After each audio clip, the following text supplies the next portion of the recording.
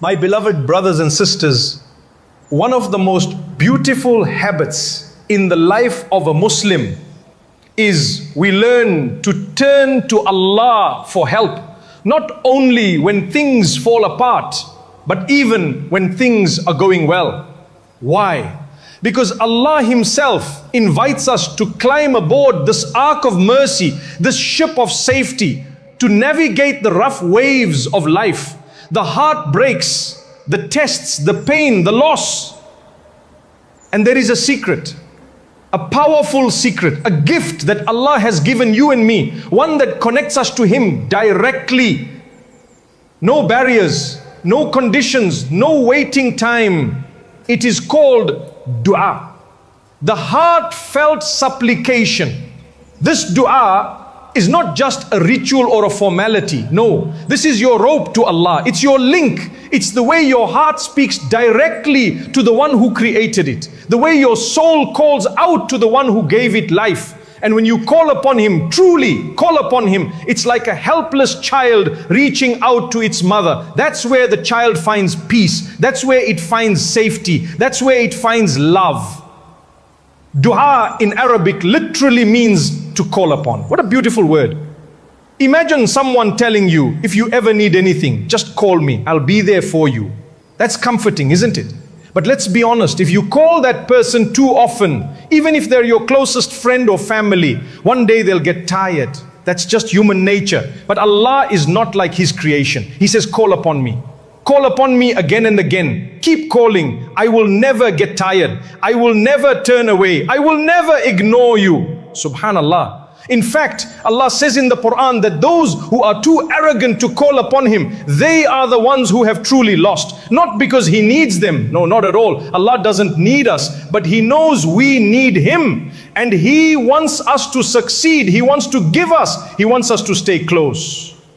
You see, when the mother loves her child, she doesn't ask for anything in return. She just loves, she gives, she sacrifices. And Allah, He gave us that love as a glimpse, just to help us understand something far greater, His mercy. He is Ar-Rahman, the most merciful. He is Ar-Rahim, the especially merciful. These two names of Allah are so powerful that He asked us to begin every single prayer, every chapter of the Quran with them, to remind us His mercy never runs out.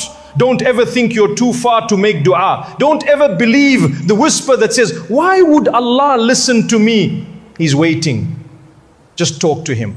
Raise your hands. Speak from your heart, because dua is not just words. It's your soul longing for the one who always listens, always loves, and never leaves. Sometimes people say, I don't know what to say in dua. I don't know how to ask Allah properly. What if I say the wrong thing? The greatest dua, the most powerful, complete and comprehensive supplication is one that Allah taught you. It's one that you and I already say multiple times a day. It is in the first surah of the Quran, the very first chapter, on the very first page, Surah Al-Fatiha, the opening. And within it, in the heart of it, there is one line, one dua that can change your life. Ihdina as-sirat al-mustaqim. Oh Allah, guide us to the straight path. That's it. If you don't know what else to say, just say this, and say it from your heart. When you're lost, say it. When you're confused, say it. When everything around you is falling apart and you don't know which way to turn, just raise your hands and say, Ya Allah, guide me to the straight path, the path of peace, the path of hope, the path that leads back to you.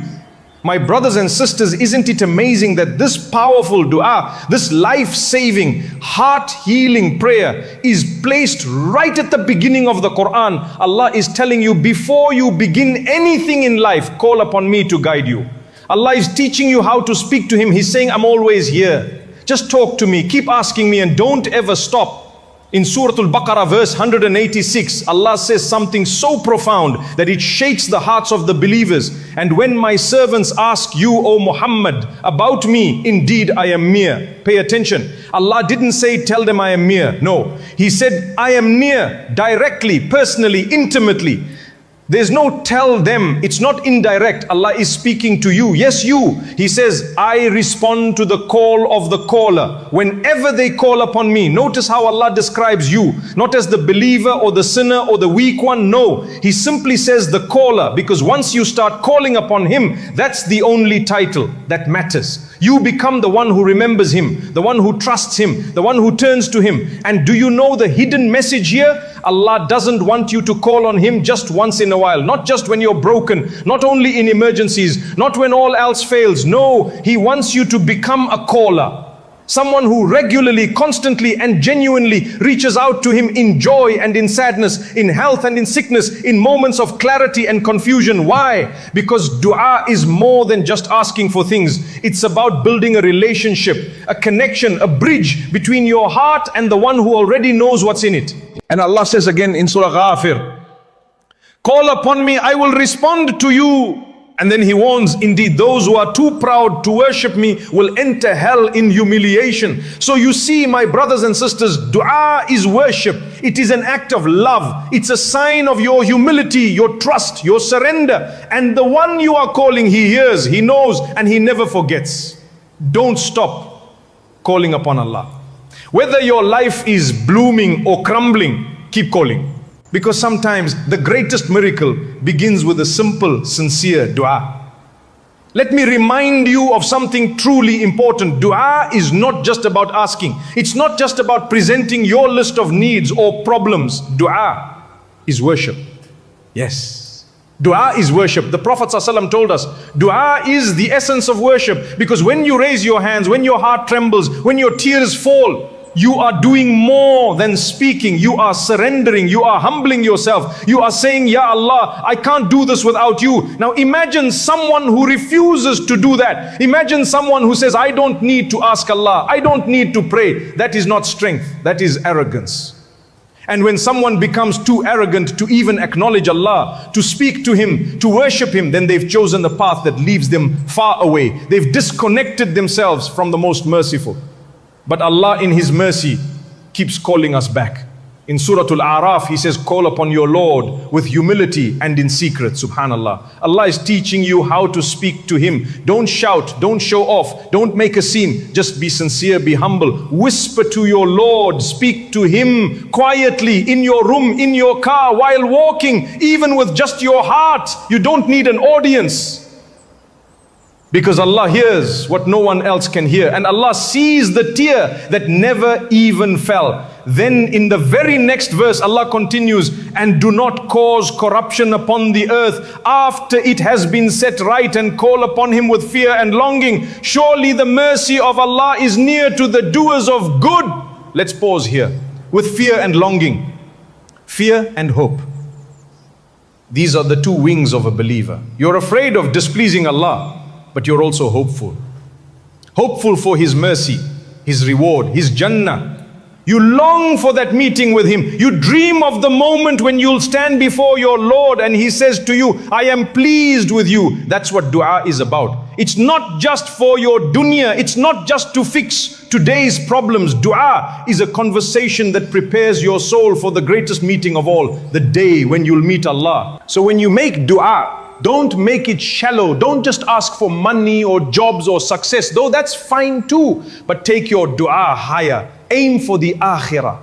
Call upon Allah, imagining that you're standing before Him, that you're in Jannah, that you can finally see your Creator. Let your heart taste that hope. Let your soul find peace in that longing, because the one who lives with the goal of meeting Allah, that person lives with purpose, with hope and with contentment. So I ask you, my dear brothers and sisters, what are we working for? What are we really striving for? Make dua with longing for Allah. Make dua with your heart, and never let go of that connection, because it leads straight to Jannah. What is our end goal as Muslims? What are we all striving for through our prayers, our patience, our worship, our struggles? The answer is clear. Two things: Jannah and protection from Jahannam. That's it. That's the final destination. That's the ultimate success. Not wealth, not fame, not status. All of that comes and goes. But Jannah, that is eternal. And the path to it is through Allah alone. When you are at your lowest, when you feel helpless, hopeless, or lost, remember this powerful verse from the Quran, from Surah An-Naml. Who is it that responds to the desperate one when he calls upon him and removes his difficulty? And who makes you successors on the earth? Is there any God besides Allah? Subhanallah. What a question. A question that answers itself. Who is it really that hears you in your desperation? When you cry at night, when your chest is tight, when nobody understands, who is listening? Only Allah. Who removes your burden? Who opens doors you couldn't even see? Who gives you life, health, air, love and mercy again and again? Only Allah.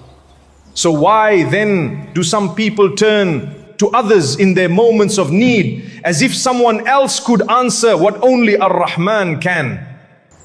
Who else are you calling besides Allah? He says, is there any God besides Allah? Little do you reflect. Brothers and sisters, reflect. Look at the world around you. Just take a moment. The sun that rises without your permission and warms your face. The rain that falls and brings dead land back to life. The trees that bear fruit, the oceans that stay within their limits, the animals that serve you, the food that grows for you from a seed you didn't create, the breath you just took without effort. Who did all this? Who placed the sun on its perfect course? Who controls the moon and the tides? Who sends down the rain and causes crops to grow? Who gave you intelligence, speech, emotions, love, healing, all of it? From Allah. And yet, how many of us forget to reflect?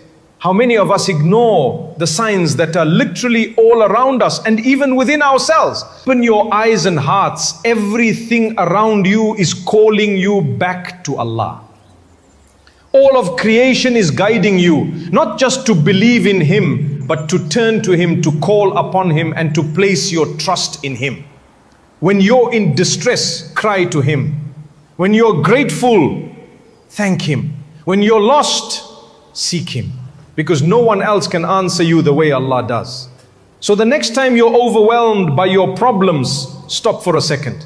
Look at the sun, the sky, the trees, the rain. And remember, the one who created all of this is the one who is watching over you too.